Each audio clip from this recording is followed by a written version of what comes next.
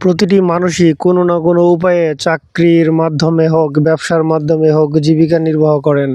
বেঁচে থাকতে গেলে যেমন মানুষের খাবারের প্রয়োজন, তেমনি টাকা ইনকাম করতে হলেও আপনাকে কোনো না কোনো কাজের মধ্যে যুক্ত থাকতে হবে।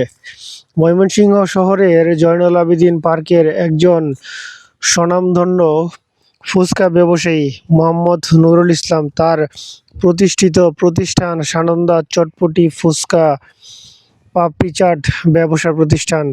তিনি একজন শিক্ষিত, সজ্জন, সুন্দর ব্যবহারের অধিকারী একজন মানুষ। সাথে সাথে তিনি তার ধর্মকার্য সঠিকভাবে পালন করে থাকেন। তার ব্যবহার অমায়িক।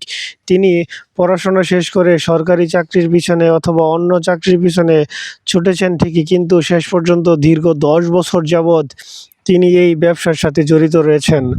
আমাদের সমাজে অনেকে রয়েছেন যারা সরকারি চাকরির পিছনে ছোটেন। তাদের একটাই নেশা 30 থেকে 35 বছর পর্যন্ত পড়াশোনা করে একটি সরকারি চাকরি পাওয়া। কিন্তু অনেকেই রয়েছেন যারা সরকারি চাকরির পেছনে না ছুটে নিজে স্বাবলম্বী হওয়ার চেষ্টা করেন, নিজের প্রতিষ্ঠিত ব্যবসার মাধ্যমে নিজের জীবনকে অন্য উচ্চতায় নিয়ে যেতে চান। তিনি একজন হচ্ছেন নুরুল ইসলাম। তিনি তার ব্যবসা প্রতিষ্ঠার মাধ্যমেই নিজের সাফল্য অর্জন করেছেন।